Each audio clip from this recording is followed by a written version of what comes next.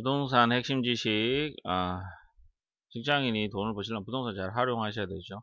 근데 지금, 문재인 정권으로 해서, 주택의 규제가 많아졌죠. 주택 투자 규제가 많아진 게 대출의 규제가 생겼고, 그리고 세금의 규가 많이 올라서 어떤 면에서는 많은 주택에 투자하기에는 많은 규제가 생겼습니다. 그래서 지금 부동산에서는 특히 경매 같은 경우에서도 마찬가지지만 상가나 토지로 다 전환을 하고 투자 가치성이 더 높습니다. 특히 다주택을 보유하게 되면 세금이 많기 때문에 보통 경매를 하면 주택을 많이 하게 되는데, 그래서 이번 강의는 문재인 정권에 들어와서 부동산 정책에 따른 그 투자 방향이 상가나 토지가 되기 때문에 관련돼서 설명을 드리겠습니다.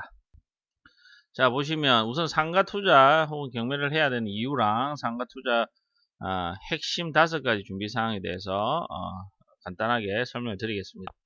자, 상가를 투자를 하거나 경매를 해야 하는 이유는 은행 대출의 규제가 때문에 그렇죠. 이 은행 대출이 예전에는 주택에 관련해서 규제가 그렇게 심하지 않았을 경우에는 계속 주택에 투자를 해서 대출을 받아서 지렛대 효과로 상대적으로 금융권의 돈을 이용해서 부동산을 살 수 있는 그런 시스템으로 돈을 많이 버셨죠. 근데 지금은 문재인 정권에 들어와서 이 핵심 문제 때문에 지금 상가랑 토지에 대해서 더 자세하게 제가 설명을 드리고 있는 겁니다. 그 주택은 규제가 있지만 지금 상가와 토지에는 예전에 비해서는 그렇게 변한 게 없습니다. 특히 이제 주택에 관련돼서는 대출 규제가 상당히 많이 지금 규제가 되어 있기 때문에 상가 쪽으로 좀 많이 방향성으로 바꾸는 지금 시대죠. 그래서 말씀드린 대로 문재인 정권 이후에 대출 규제 때문에 대출 제한이 주택에 강하게 지금 가 있기 때문에 상가 쪽으로 지금 방향을 틀려야 되고요. 그리고 이 상가라는 게 많은 분석을 해야 되고 일반 주택보다 어려운 건 사실이지만 이게 고정적으로 높은 현금 유동을 만들 수 있죠. 그래서 월세라든가 이런 것들에 대해서 일반 주택보다도 물론 이제 상가를 잘 투자를 하셔야 되겠지만 고정적으로 높은 현금 수입이 가능합니다. 주택에 비해서 혹은 다른 부동산에 비해서 그렇고요. 그리고 보시면 관리가 쉽죠. 왜냐면 이것도 당연히 주택에 비해서 말씀드린 겁니다. 주거용 부동산은 뭔가 고장이 나면 집주인이 고쳐야 될 그런 사항들이 많이 생길 수가 있죠. 근데 보통 상가는 상가세를 들어가서 어떤 인테리어가 세입자가 보통 인테리어를 하고 그리고 뭐 문제가 있을 때 바로 장사를 해야 되니까 물론 나중에 그 상황에 따라서 청구는 또 할 수 있겠지만 건물주에게 어쨌거나 관리 자체나 그런 것들을 직접 세입자가 하지 않으면 대처를 하고 하지 않으면 당장 뭐 내일이라도 장사를 해야 되기 때문에 더 관리를 세입자들이 더 신경 써서 합니다. 그래서 그런 것들도 보시면 되고요. 그리고 가치 상승을 이끌어낼 수 있다는 말은 어떤 세입자가 들어와서 거기 가게가 잘 되거나 장사가 잘 될 경우에 원래 일반적으로 주택 같은 경우에는 주위의 시세나 주위의 나라의 정책에 따라서 일반적으로 그 지역이 오르거나 떨어지거나 이러는데 이 상가는 그런 것 더불어서 세입자가 장사를 잘해서 가게가 장사가 잘 되면 손님이 많아지고 그러면 거기 상권이 좋아지겠죠. 그러면 그 건물의 가치도 그만큼 올라간다는 겁니다. 그래서 주거용 주택보다는 가치 상승을 이끌어낼 수 있다. 그리고 부증성 부동성의 핵심은 보통 부동산을 공부하실 때 일반 전공자들한테 많이 배우는 것들인데, 무증성이나 부동성은 이동할 수가 없고요. 그 부동산의 핵심은 그렇죠. 이동이 안 되죠. 그 자리에 있어야 되고, 그거를 또 땅을 또 임시적으로 늘리거나 이렇게 할 수도 없습니다. 그래서 그런 것들이 이거는 뭐 상가뿐만 아니라 부동산에 다 핵심적으로 부동산이 가격이 오를 수밖에 없는 그 원리를 말씀을 드린 거고요.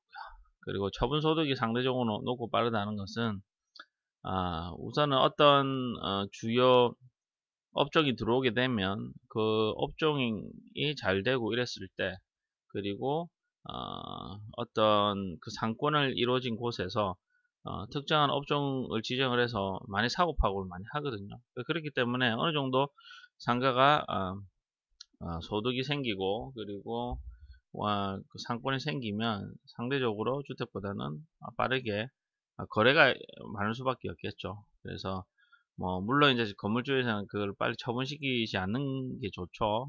좋은 상가나 인기가 좋은 데는. 그렇지만 상대적으로 주택보다는 상승률과 그 거래가 빠르다는 거 보시면 되고요.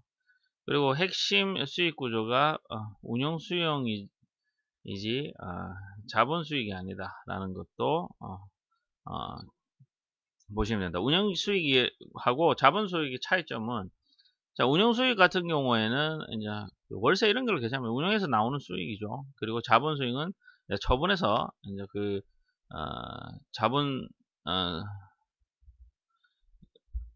을 얻을 수 있는 그런 시스템을 가지는 거죠. 그래서 전체적으로 이 주택 같은 경우에는 어느 시세 차익이 있을 때 자본 수익의 핵심 구조로 가는 거고요. 그리고 상가 같은 경우에는 운영을 해가 수익을 낼 수 있는 가격, 월세나 이런 것들을 적당한 업종이나 혹은 자기가 거기 세를 어떤 가격으로 운영하던가, 아니면 그 세입자가 가격이 잘 되도록 좀 도와줄 수도 있고, 그런 운영 수익을 핵심으로 부동산을 운영하시면 그 구조 자체를 이해를 하시고 난 다음에 부동산을 관리를 하시는 거죠. 그래서 그런 것들이 많이 차이가 있습니다. 그래서 아까 말씀드린 대로 전체적으로 보시면 은행 대출의 규제가 일반적이다는 말은 문재인 정권 이후에 그 주택 시장은 규제가 심해졌는데 상가나 토지는 그렇지 않다. 그리고 주택이나 다른 부동산에 비해서 높은 현금 수익, 그러니까 월세나 이런 것들이 좀 상권이 요즘 높게 잡아지죠. 그리고 임차인이 알아서 부동산을 관리해 주고요.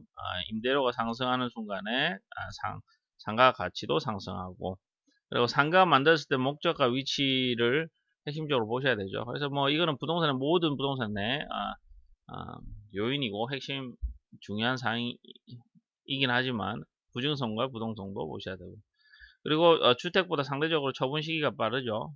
3년이나 5년. 왜냐면 물론 장기간을 갖고 있는 분들도 많이 있습니다. 근데 전문으로 하시는 분 주위에서 보면 어느 상권을 이루고 상권이 좋아졌을 때, 그때 최고의 효과를 가졌을 때 처분 소득을 내려고 하는 분들이 많거든요. 그래서 그런 것들을 말씀드린 거고, 그리고 주택 및 다른 부동산의 자본수익 구조 비중이 크죠. 그러니까 일종의 투기에 가깝기 때문에 규제가 만들어질 수 있죠. 주택 같은 경우는 그렇다는 겁니다. 그래서 왜냐하면 자본 수익 구조, 주택은 자본 수익 구조이기 때문에 그렇죠. 운영 수익이 월세나 이런 받는 것들은 어떤 일시적으로 계속 뭔가 오르기를 기대하는 것보다 꾸준하게 보기 때문에 규제가 많이 적을 수밖에 없습니다. 그래서 아직 주택은 규제가 크게 잡히지 않고 있는 게 아마 이런 이유일까 생각이 듭니다. 자, 다음 보시면 상가 투자 하셨을 때 핵심 5가지 준비사항이 있습니다. 우선은 간단하게 말씀드리면 나의 투자 목적과 성향을 정해야 되고요. 그리고 금액별로 투자 전략을 세우셔야 되고, 임장은 무조건 하셔야 됩니다. 그리고 상가 필수 지식들이 있습니다. 그런 것들을 확인하고 공부하셔야 되고, 그리고 상가에서 빠질 수 없는 거는 상권 분석입니다.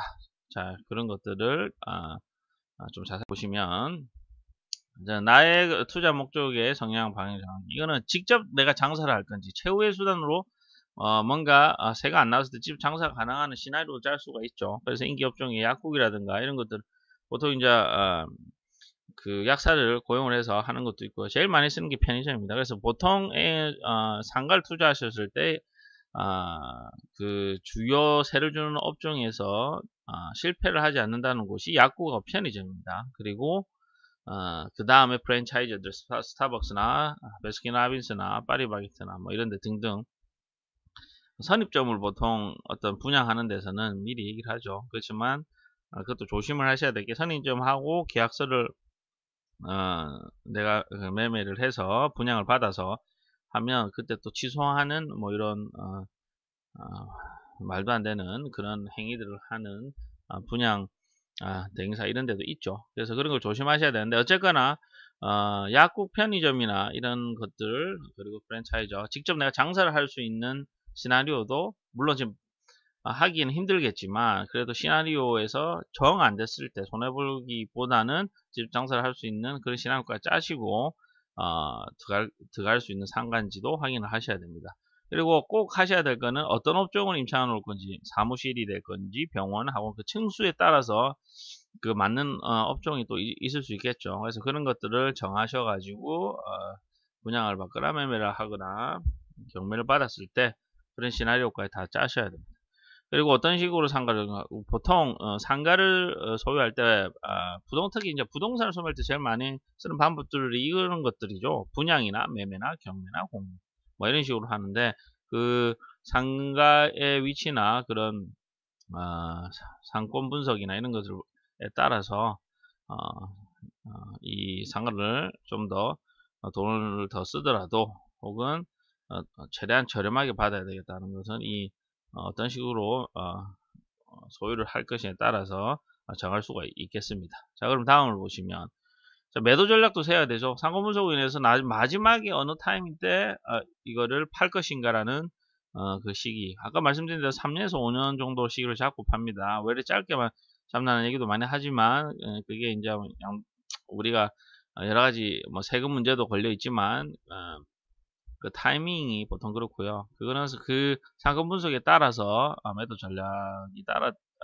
달라지기 때문에 어쨌거나 어떻게 팔 것인가 그리고 어떤 시기에 팔 것인가는 꼭 확인을 하셔야 돼요.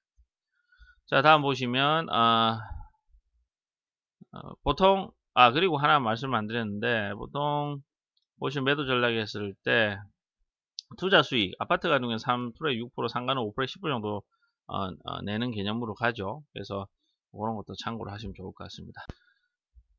그리고 두 번째는 금액별로 투자 전략을 세우는 거. 틈새 시장을 노려라. 우리가 이제 상가가 종류가 상당히 많습니다. 근린 상가, 테마형 상가, 단지 내 상가, 상가주택, 도매 시장. 즉, 어떤, 동대문 시장이나 어떤 매매 시장에 보시면 아주 작은 1.5평에 6천만원 정도를 주고 점포, 를 하나 사서 평소 6.5%면 되게 작죠. 근데 2천만원에 보증금 2천만원 월세 50만원 정도면 되게 잘 받은 거죠. 수익률도 높고요. 그래서 대출을 받고 뭐 하면은 실투자하면 1,500만원 이자 제하고 월 43만원 정도 남으면 연수익이 36.2% 정도 되는 거죠. 그래서 아까 말씀드린 대로 아파트 수익은 3%에서 6% 정도인데 상가는 5%에서 10%, 그 이상 훨씬 더 큰 이상이죠. 36.2%면. 이렇게 적은 금액으로도 아주 작지만 이런 것도 상가 투자 전략이 들어가는 거죠. 처음에 이런 것도 시작을 해서 뭐 근린 상가라든가 테마형 상가, 단지에 있는 상가 뭐 등등 장단점들이 다 있습니다. 그건 또 더 설명을 드릴 건데 그래서 그런 것들에 대해서 잘 파악을 하고 전략적으로 금액별로 투자 전략을 세우시면 좋습니다.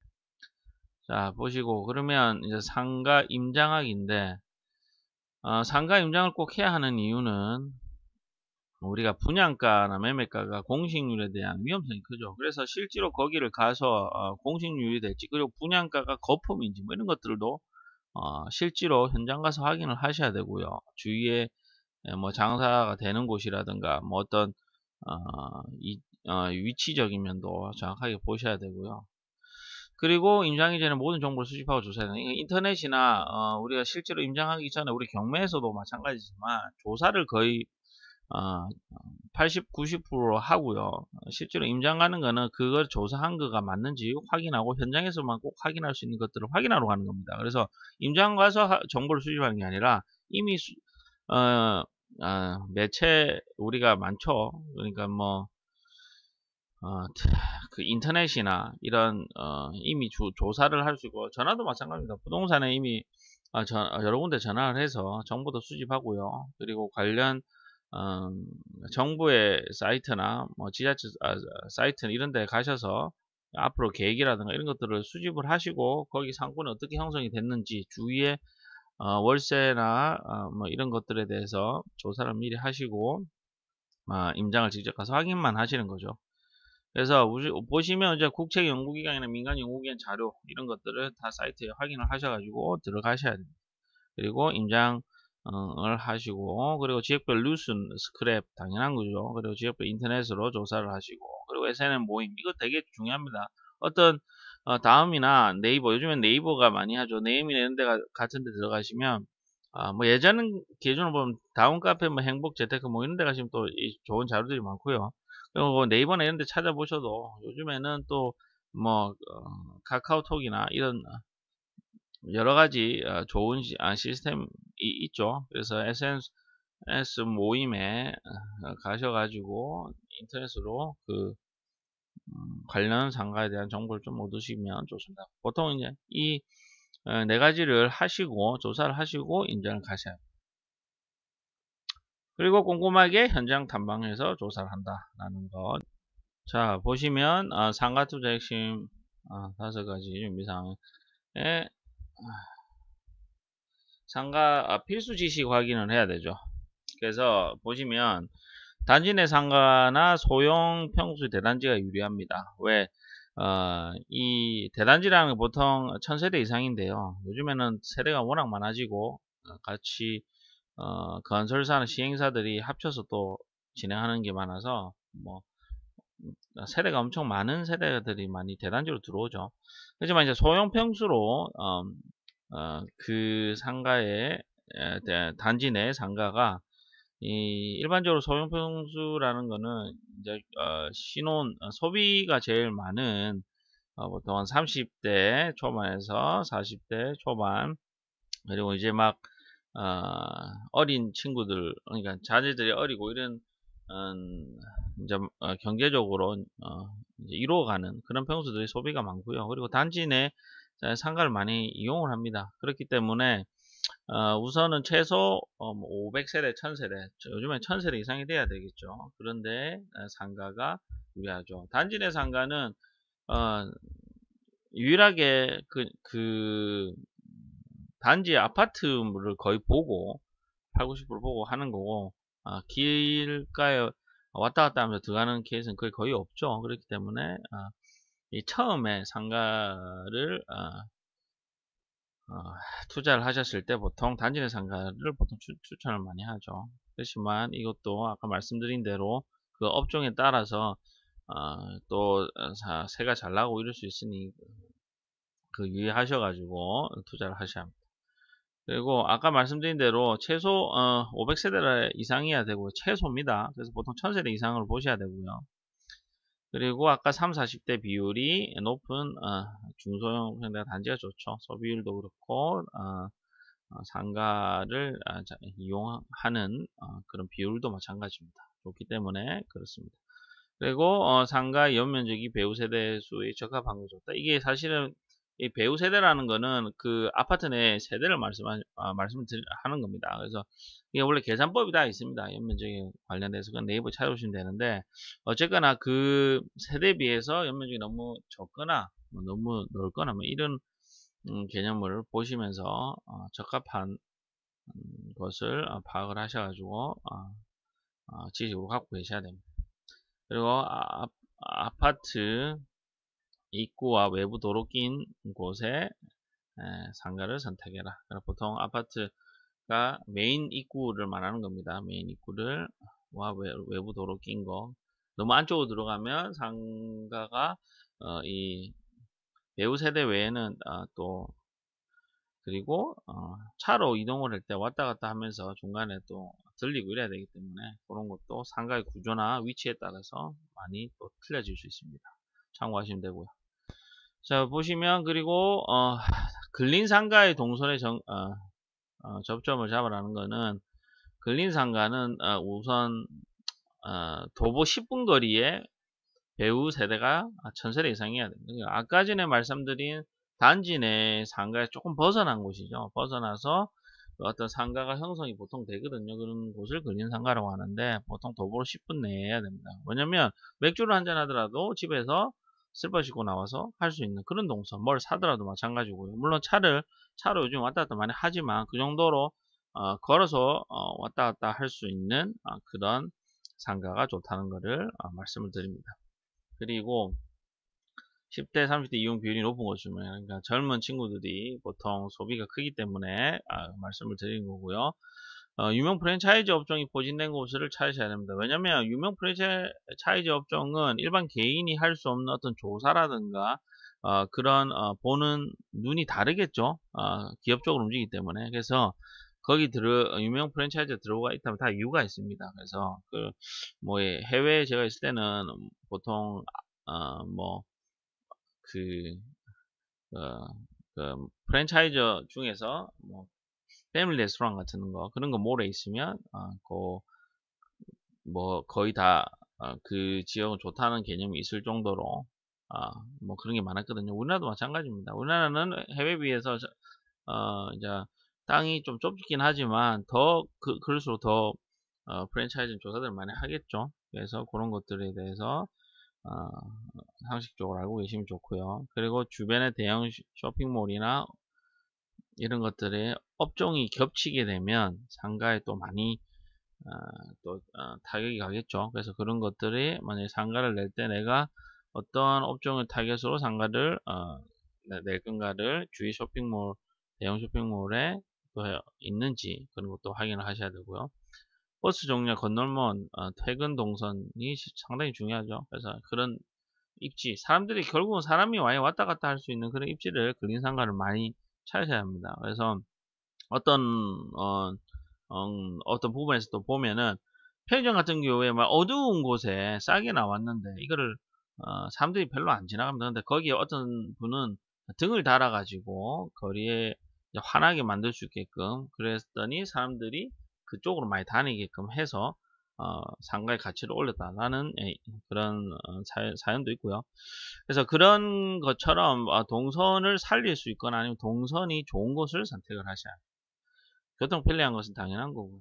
그리고 주차 시설도 주차장 시설도 편리한 곳이 당연한 거죠. 그래서 이런 것들을 근린 상가를 투자를 하셨을 때 꼭 확인을 하셔야 합니다.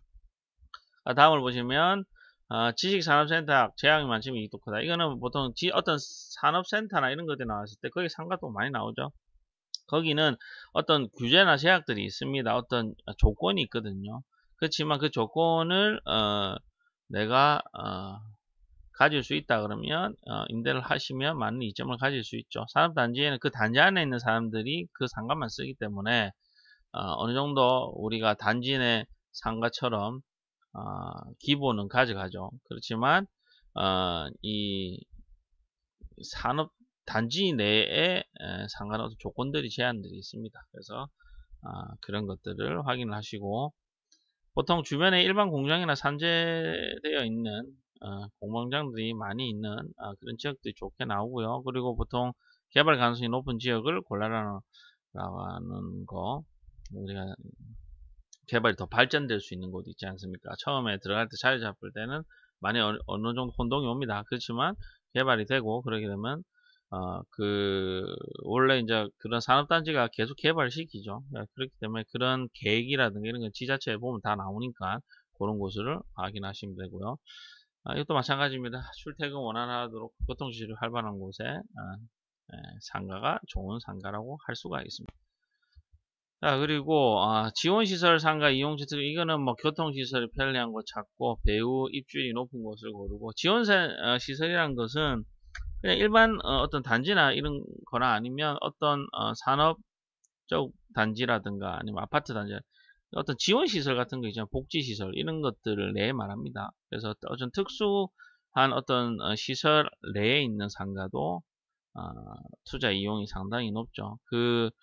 어, 특출한 지원시설, 뭐 예를 들어서 뭐 복지시설이면 수영장이나 헬스장이 있으면 그 운동을 좋아하는 어떤 공원에 있는 시설일 수도 있고, 그런 것들에 대해서 특정 이용층은 계속 거기 이용하지 않습니까? 그러면서 상가에 필요한 그런 업종을 타깃으로 해서 들어간다면 그것도 되게 좋은 어떤 작용이 이룰 수 있겠죠. 그래서 식음료부터 이용까지 원스톱 가능한 곳을 조명해라, 뭐 이런 등등 생각해 보시면 아실 거고. 근데 이제 중요한 건 이런 것들이 과잉 공급이 많이 되거든요. 그래서 과잉 공급이 아닌지를 확인을 하셔야 됩니다. 어떤 특정 지역에 뭔가 지원 시설로 상가가 크게 들어오면 거기에 보통 여러 가지가 집중적으로 업종들이 들어가기 때문에 과잉 공급이 될 확률이 높습니다. 그래서 그런 것들도 확인을 하시면서, 자, 보시면 상가주택 1층 상가 위치 포인트. 상가주택에 대해서 말씀을 드리면, 상가주택은 1층 상가 위에는 주택으로 다 돼 있죠. 그러면 당연히 1층 쪽에 근데 모든 상가는 1층이 최고죠. 물론 비싸고 어떤 여러 가지 대출 많이 땡겨야 되는 개념이 있긴 하지만, 그래도 거의 1층에 상가를 하셔야 되죠. 그리고 이제 상업지역과 연계되어 있어야 하는 건 당연한 거죠. 상가주택이라 하더라도 상업지역과 가까운데, 그런데 연계가 지나가면서, 우리가 보통 상가주택은 상업지역에도 많이 있습니다. 그래 보시면 되고, 배우 세대 풍부해야 당연하죠. 그 상가주택에 사람이 많아야 되는 거고, 그 건물에 사람이 많이 살아야 되겠죠. 기본적으로 가져가는 게 있기 때문에. 그리고 주차시설 잘 되어 있는 것도 당연한 거고, 교통시설 당연한 거고, 건물의 불법적인 부분이 없는지도 확인해야 된다. 왜냐면 상가주택 같은 경우에는 이제 건축법상 거기에 뭐 위반 건축물이라든가 뭔가 본인의 그 상가가 아니더라도 같이 달려 있다면 그 적용을 같이 받거든요. 그렇기 때문에 건물의 불법적인 부분이 있는지도 확인을 해 보셔야 됩니다. 그리고 건물의 하자가 없는지도 꼼꼼히 살펴보셔야 되고요. 이 건물 통으로 보셔야 되기 때문에 그렇습니다. 그래서 뭐 그런 것들은 좀 네이버에 보시면 더 자세하게 또 찾아보실 수 있고 참고합니다. 그리고 상가에 대해서 또 다른 관점에서 또 지식들을, 상가를 하시려면 필수 지식들이 있는데, 부동산 가격 거품을 이해를 해란 말은, 상가는 분양할 때 거품이 되게 심합니다. 왜냐면 어떤 상권이 형성되고 그런 것들에 대해서 미래성 가치를 미리 분양할 때 좀 포함을 시키는 케이스가 주택보다는 더 강하기 때문에 그걸 잘 이해를 하시고 잘 분석을 하신 다음에 하셔야 됩니다. 그래서 보통 이제 쉽게 설명을 하면, 똑같은 제품을 일반에 5천원의 가치가 어떤 얘한테는 7천원의 가치일 수도 있지만, 이게 12,000원의 가치를 여겨진다는 거는 너무 거품이 센 거죠. 이것도 부동산에 그대로 적용을 하시면 됩니다. 그래서 5천만원짜리가 7천만원짜리 이해는 되지만, 그게 1억 2천으로 분양을 간다는 거는, 그런 무슨 기획부동산들이 나쁜 기획부동산들이 사기를 치는 듯한 그런 느낌으로 이렇게 보시면 됩니다.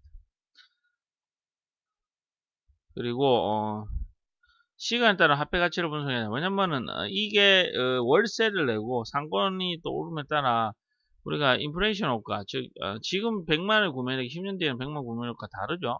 그리고 현재 금액이 10년 동안 이자 수익을 내면 2차 수익률을 또 투자에 대해서 또 2차적으로 또 투자를 내기 위해서 어떤 또 수익 계산을 또 해야 되고요. 그리고 투자 수익을 따져보고 투자를 결정하는 것은 지금의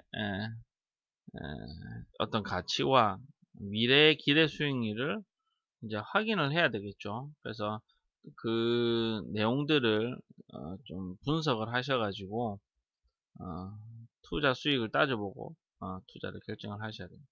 그래서 현재 가치가 미래 가치의 어느 정도의 기대치를 확실히 가져올 수 있는가를 따져보시고, 이 분양가가 거품에 대해서 한 번 더 생각을 해볼 수 있으셔야 됩니다. 그래서 돈을 좀 더 많이 내고 어느 정도 사야 된다. 왜냐면 상가는 주택보다 그런 것들을 많이 생각할 수밖에 없는 게 부동산 분양이 나왔을 때 그런 것들 어느 정도 어, 가치에 그러니까 그 매매 가격에 포함을 시킨 케이스가 많습니다. 그렇기 때문에 그런 것들을 다 따져보시고 생각을 하셔야 됩니다. 그래서 인플레이션 효과 그리고 현재 이 10년 동안 이걸 이자를 내고 수익을 내고 그리고 그 돈 모아서 2차로 또 다른 투자를 하셔야 될 거 아닙니까? 그럼 그런 것들도 계산을 하셔야 되고 현재와 미래의 기대 수익률을 정확하게 분석을 하셔야 합니다.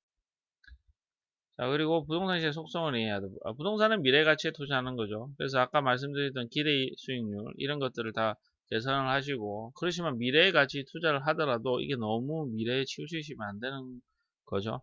그래서 그런 것들을 잘 판단하시고 그게 이제 보통 상권이 어떻게 얼마나 형성이 되고 그 상권 유동인구나 어떤 거기서 사람들이 얼마나 모이는지가 핵심이거든요. 그래서 그런 것들을 국가 정책이나 이런 것들 계획에 그리고 어떤 식으로 상권이 이루어지는가를 판단을 하셔야 되고 부동산의 입지가 가치 70%를 좌지우지한다는 것은 부동산은 어디에 위치해 있는가 같은 건물이라도 어디에 들어가는 입구에 있는지 아니면 안쪽 코너에 있는지 거기에 따라서 가치가 많이 다릅니다. 그래서 보통 분양하는 사람들 팔게 하려고 뭐 이런저런 이유로 되는데 무조건 그런 것들은 듣지 말으시고 본인이 판단을 해서 입지가 좋은 곳에 무조건 부동산을 사시면 아니면 사지 마셔야 됩니다. 그래서 그런 것들을 속지 마시고 흔한 부동산들은 투자하는 것이 아니라 그냥 흔하게 뭐 같은 계열의 같은 업종들이 많이 들어가는 곳이라든가 뭐 여러 개 위치 건물들이 여러 개 또 같은 곳에 집중적으로 모여서 물론 이제 업종이 어떤 것이들에 따라서 또 투자 가치 다르긴 하지만 보통 그런 개념의 흔한 부동산은 투자하시면 안 되고요. 아까 말씀드렸듯이 이 상가 같은 경우에는 그 분양 거품이 많기 때문에 그리고 이 상가 부동산을 투자를 하시면 상권을 또 분석을 더 하셔서 이 좋은 상권이 미래가치 엄청 많이 오릅니다. 그렇기 때문에 돈을 좀 더 주더라도 그리고 우리가 운영 수익이죠. 운영 수익을 이제 자본 수익 즉 이제 처분 수익보다도 더 수익 구조를 잡아야 되기 때문에 돈을 조금 더 들더라도 사시고 나중에 재값을 받고 파시면 됩니다. 근데 주택은 처분 수익을 더 중심으로 하는 구조로 가야 되죠. 그래서 그런 것들 때문에도 이 상가는 좀 돈을 더 주다 좋은 거 사셔야 됩니다. 그리고 이제 우리가 부동산의 부증성 늘릴 수 없다 이거죠. 땅을 어떻게 더 늘립니까? 물론 매립해가 늘릴 수도 있겠지만 그것도 한계가 있을 거고 땅은 결국은 사람이 많아지면 많을수록 땅의 값어치는 올라간다. 그렇기 때문에 그런 것들도 이게 뭐 상가만 이 부동산의 부증성은 상가만 얘기하는 게 모든 부동산에 다 포함이 되는 거죠. 그런 개념으로 보시면 됩니다. 자, 그리고 투자 리스크를 예상해야 된다. 이게 보통 위험이 사업자 위험, 왜냐면 분양을 받기 전에 어떤 계약을 진행되고 하면 사업자가 중간에 부도가 난다든가 이런 것들이 있겠죠. 시행사들이 이런 부도가 날 수도 있고 그런 것도 위험, 금융, 대출의 위험이죠. 대출을 어떻게 계획을 잘 세워서 어떤 이자로 내가 현금을 유동화시키고 이런 것들을 말씀드린 거고 가격도 그 거품이 있는지 그런 거 보셔야 되고 공실 위험 상가의 핵심은 공실이죠. 공실이 될지 안 될지 그런 위험 등 그런 마케팅, 가짜로 마케팅하는 게 많습니다. 좋지 않은 부동산을 좋게 하는 마케팅, 황금성 나중에 돈을 바꿔서 어떤 위험도가 있는지 바로 적용이 되는지 그런 것도 확인하셔야 되고 수익률 분석을 정확하게 하셔가지고 올바른 조사법과 올바른 방법을 통해서 수익률을 정확하게 하셔가지고 그런 가치성을 넓히는 거 그런 투자 리스크를 꼭 예상을 하셔야 됩니다. 그리고 창업과 투자의 차이를 알아두라. 이 말은 그냥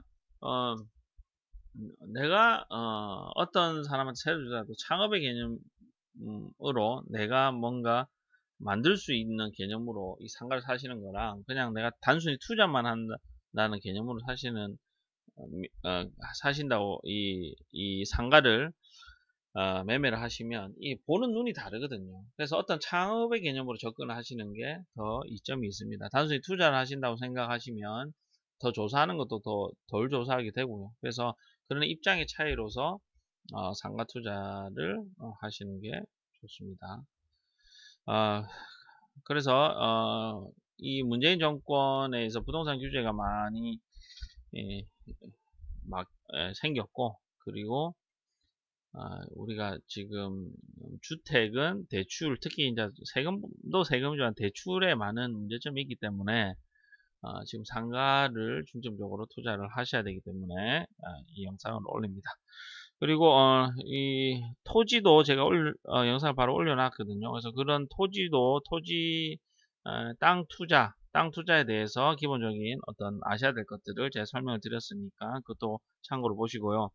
그리고 이제 뒤에 보시면 상권 분석 같은 거는 따로 제가 지금 시간이 많이 갔기 때문에 따로 정해서 또 한 번 더 올려드리겠습니다. 그래서 부동산을 투자는 계속 가셔야 되죠.